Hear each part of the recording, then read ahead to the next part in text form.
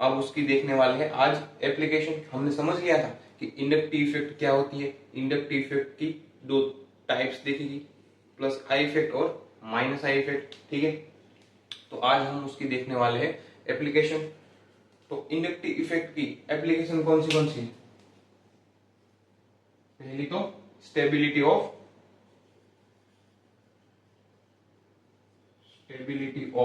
Intermediates,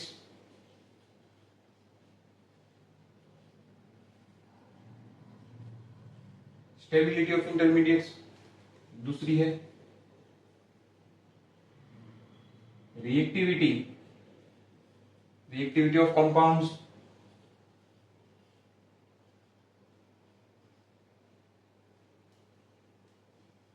तीसरी है reactivity of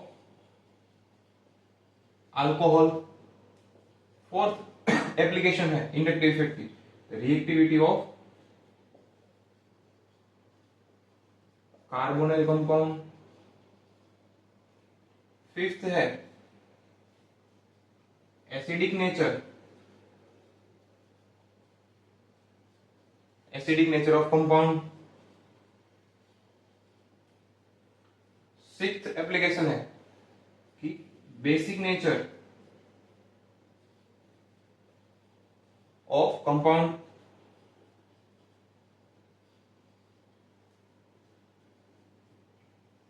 और लास्ट में है रिएक्टिविटी ऑफ एसिड,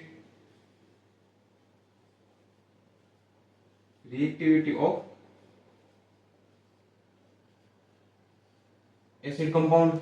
आई बात समझ में? तो इतनी हम एप्लीकेशन है जो आज हम देखने वाले हैं।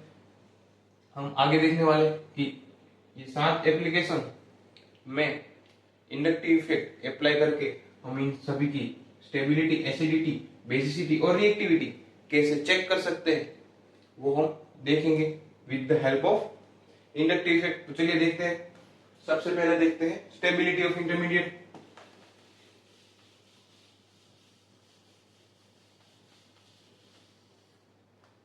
तो सबसे पहले देखते हैं stability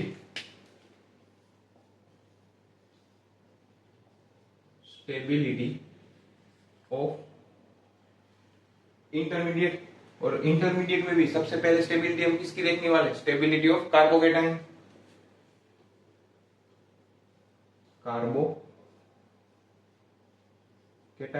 stability of carbocation.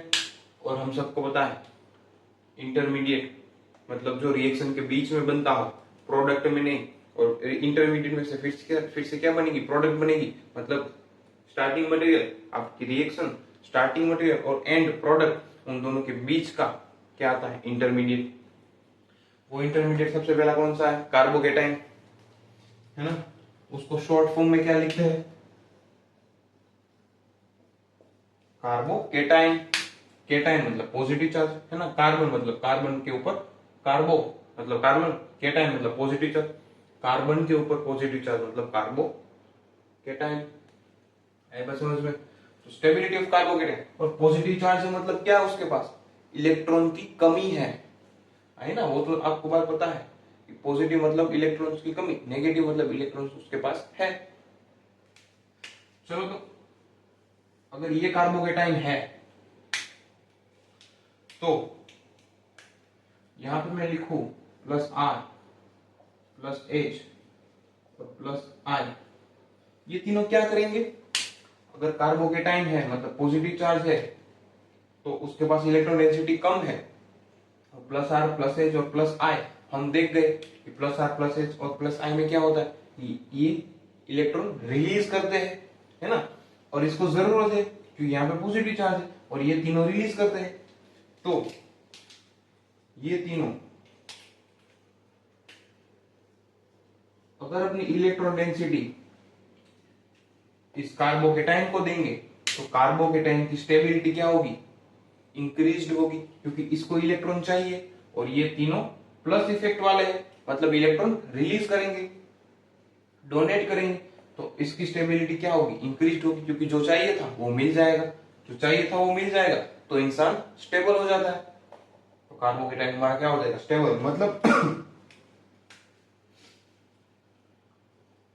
Plus R plus H और प्लस आई, ये तीनों कार्बोकेटाइन की स्टेबिलिटी क्या करेंगे, इंक्रीज करेंगे। आई बात समझ में? ये तीनों कार्बोकेटाइन की स्टेबिलिटी इंक्रीज करेंगे क्योंकि कार्बोकेटाइन को जरूरत है।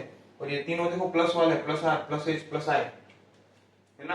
रेजोनेंस, हाइपर कॉन्जुगेशन और इंडक्टिव इफेक्ट, ये तीनों इलेक्ट्रॉन डेंसिटी डोनेट करेंगे, रिलीज करेंगे, तो ऑटोमेटिकली स्टेबिलिटी इनकी इसकी बढ़ जाएगी, है ना। अब देखो तो अब उसका उल्टा करते हैं, रिवर्स करते हैं।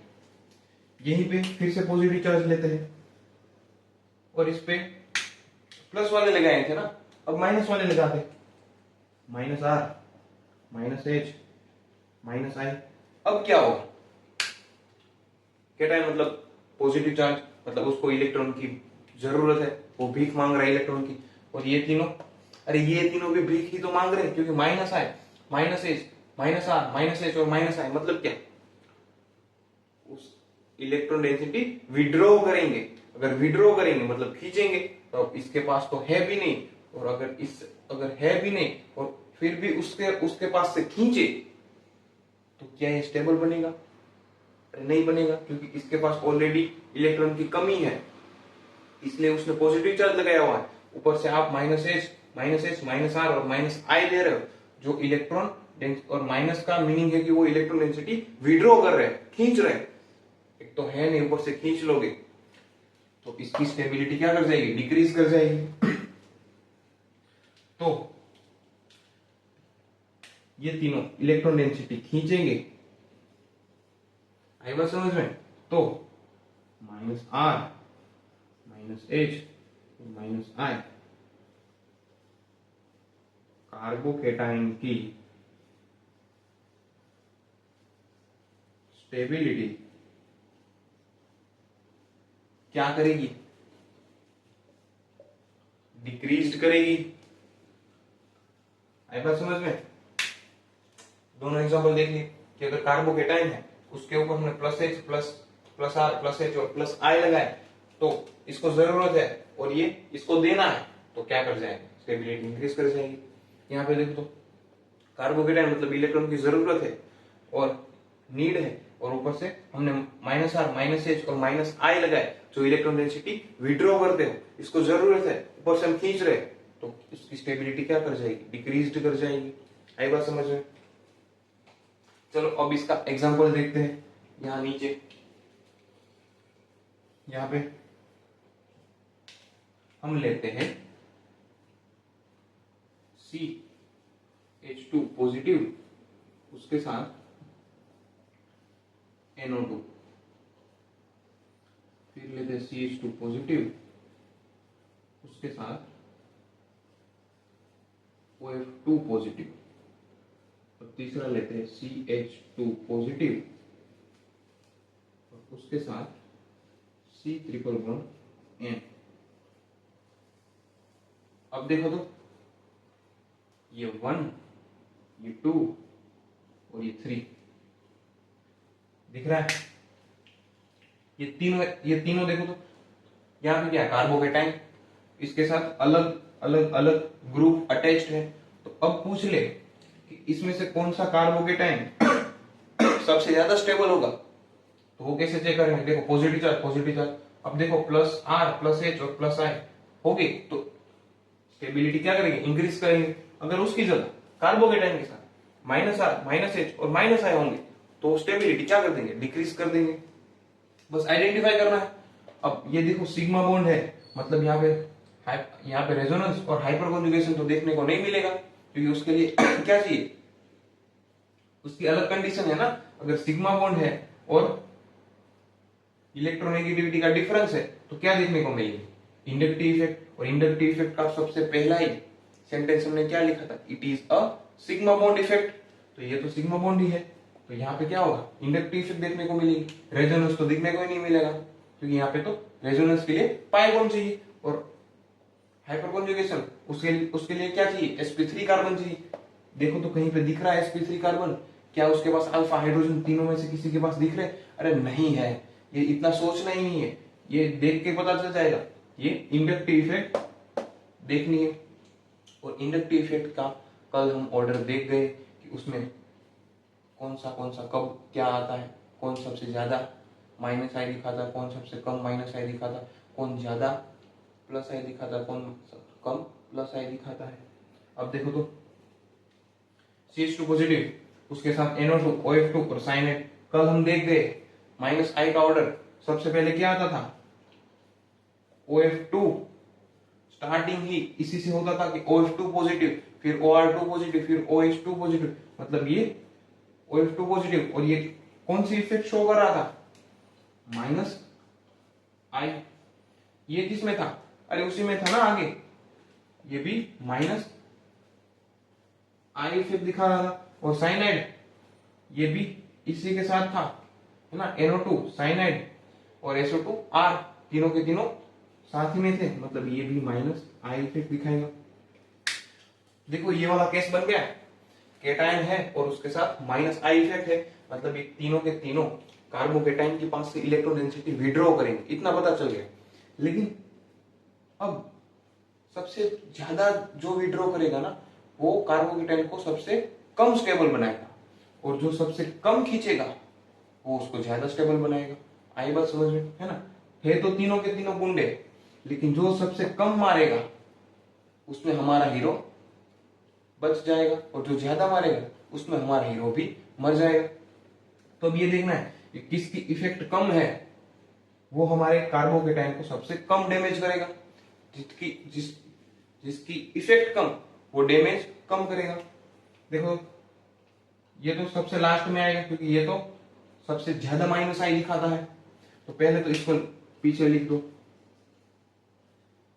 अब NO2 और साइनाइड, उसमें से किसकी इफेक्ट कम है, NO2 NO2 की इफेक्ट ज्यादा, माइनस आई इफेक्ट ज्यादा है with compare to cyanide C triple bond N, है ना। NO2 की माइनस आई इफेक्ट ज्यादा है C ट्रिपल बॉन्ड N से, तो ये लास्ट में आएगा, दो के आगे 1 और लास्ट में 3। ये क्या है, कार्बोकेटाइन की स्टेबिलिटी। आई बात समझ में। 2 नंबर OF2 वो माइनस आई में सबसे आगे आता है, तो ये यहाँ पे सबसे ज्यादा डैमेज करेगा हमारे कार्बोकेटाइन को, तो यहाँ पे स्टेबिलिटी में पीछे जो डैमेज ज्यादा करेगा वो स्टेबल कम बनेगा, तो यहाँ पे पीछे आ गया। फिर NO2 की माइनस आई सबसे ज्यादा है, और सबसे कम माइनस आई इन तीनों में साइनाइड की है, तो वो अपने आप कम डैमेज, वो कम इफेक्ट है उसकी, तो वो कार्बोकेटाइन को कम डैमेज करेगा तो वो थोड़ा सा स्टेबल होगा। ये बात समझ में। चलो और एग्जांपल्स देखते हैं।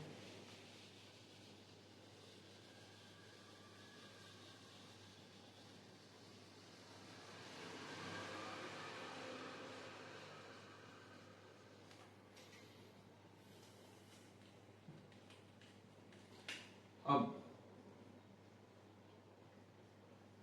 CH2 पॉजिटिव, उसके साथ O नेगेटिव, CH2 पॉजिटिव, उसके साथ C माइनस नेगेटिव, और CH2 पॉजिटिव, उसके साथ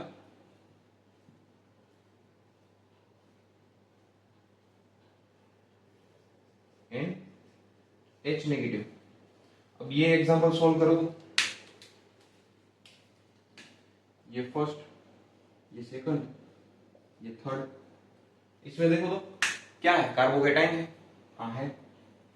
इफेक्ट देखो तो O minus, COO minus, NH minus, ये तीनों किस में आती है, प्लस आई में आती है ना। अब देख के पता चलता है, देखो नेगेटिव चार्ज है, मतलब इलेक्ट्रॉन उसके पास होंगे तो वो देंगे, किसमें आ गए। और ये तो क्या करता है, स्टेबिलिटी इंक्रीज करता है, क्योंकि कार्बोकेटाइन को जरूरत है और ये देने वाले हैं, तो स्टेबिलिटी इंक्रीज करेगा। अब सबसे ज्यादा स्टेबल कौन करेगा, जो सबसे ज्यादा देगा वो हमारे कार्बोकेटाइन को ज्यादा स्टेबल करेगा।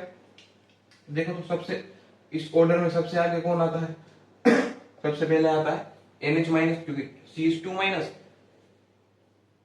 Greater than CH2 minus is greater then NH minus. तो ये सेकंड नंबर पे आ गया। तो यहाँ पे तो थर्ड नंबर है वो हमारे कार्बोकेटाइन को सबसे ज्यादा स्टेबल करेगा। अब ये दोनों बच गए। इसमें देखो तो कौन सबसे आगे है? CH2 माइनस, उससे कम NH माइनस, उससे कम O minus is greater than COO minus, मतलब O minus is greater than COO minus. तो O माइनस ज्यादा इलेक्ट्रोनेसिटी देगा क्योंकि वो ग्रेटर देन किसके है? COO माइनस के। ज्यादा देगा तो ज्यादा स्टेबल करेगा, तो एक नंबर आगे आएगा। उसके बाद लास्ट में 2 नंबर। आई बात समझ में? ये देने वाले हैं, जो पिछला एग्जांपल देखा था वो खींचने वाले थे। फिर उसमें अगर खींचने वाले तो क्या देखेंगे कि कौन सा कम डैमेज कर रहा है, और अगर देने वाले हैं तो क्या देखेंगे कौन सबसे ज्यादा दे रहा है। आई बात समझ में?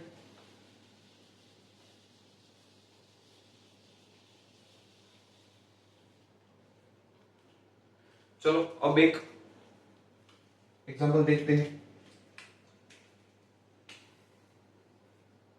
CH2 पॉजिटिव उसके साथ O नेगेटिव, CH2 पॉजिटिव उसके साथ NO2, CH2 पॉजिटिव उसके साथ F, CH2 पॉजिटिव उसके साथ C, CH3, CH3 और CH3।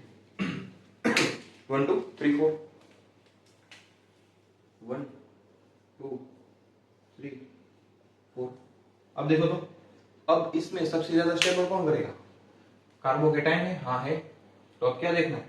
प्लस आई ले रहा है कि माइनस आई, क्योंकि क्या सिग्मा बॉन्ड इफेक्ट है ना। रेजोनेंस और हाइपर कॉन्जुगेशन की तो पॉसिबिलिटी है नहीं, तो प्लस आई और माइनस आई का खेला बाकी रहा, तो उन दोनों को टारगेट करेंगे। देखो तो O माइनस की पहले तो इफेक्ट लिख लो। O माइनस की कौन सी इफेक्ट होती है?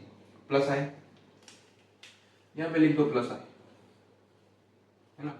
NO2 की क्या होती है? माइनस आई, अभी हमने देखा, इसकी लिख दो माइनस आई। फ्लोरीन की क्या होती है? उसकी भी माइनस आई होती है, अरे उसकी तो इलेक्ट्रोनेगेटिविटी पीरियोडिक टेबल में सबसे ज्यादा है 4, तो वो तो खींचेगा माइनस आई इसकी। तो ये देखो तो ये क्या है? CH2 पॉजिटिव कार्बोकेटाइन के साथ क्या अटैच्ड है? टर्सरी। ये देखो ये कार्बन टर्सरी हुआ ना, 1 2 3। इसकी कितनी वैलेंसी है? 3। मतलब ये क्या हुआ? टर्सरी कार्बोकेटाइन है, टर्सरी कार्बन है। तो टर्सरी तो किस में आता था? प्लस आई में। अरे ऑर्डर निकाल के देख लो, प्लस आई में आता था। आई बात समझ में? अब देखो सबकी इफेक्ट लिख ली। अब स्टेबल कौन करेगा? देने वाले कौन है? वो आगे आएंगे, तो क्या प्लस आई वाले, पहला फर्स्ट एंड फोर्थ, वो दोनों आगे आएंगे। उन दोनों में से भी कौन आगे आएगा? O माइनस आएगा, क्योंकि CH2 minus NH minus O minus greater than COO minus, then tertiary, मतलब O minus is greater than tertiary, tertiary alkyl group. तो फर्स्ट नंबर सबसे आगे आएगा क्योंकि वो हमारे कार्बोकेटाइन को सबसे ज्यादा स्टेबल कर रहा है। फिर आएंगे फोर्थ नंबर, ठीक है। अब देखो तो माइनस आई वाले 2 बच गए, सेकंड एंड थर्ड। तो उसमें क्या देखेंगे? सबसे कम डैमेज कौन कर रहा है, कब सबसे कम कौन खींच रहा है, सबसे कम विड्रॉ कौन कर रहा है? NO2 माइनस और F minus. NO2 minus I effect is greater then fluorine, क्योंकि NO2 साइनाइड देन SO2R, फिर क्या था? FClBrI, मतलब F तो पीछे है किससे? NO2 से, मतलब NO2 is greater then fluorine. तो NO2 ज्यादा विड्रॉ करेगा, मतलब ज्यादा डैमेज, तो सबसे पीछे। तो डैमेजर को NO2 क्या हो गया हमारा? डैमेजर, उसको सबसे पीछे लिखो, तो 3 नंबर ऑटोमेटिकली आगे आ जाएगा। तो क्या है? फ्लोरीन, जो कम डैमेज करेगा। सबसे पहले दोनों प्लस आई वाले, फिर दोनों माइनस आई वाले। माइनस आई वाले में भी जो कम डैमेजर है वो आगे, जो ज्यादा डैमेजर है वो पीछे। आई बात समझ में?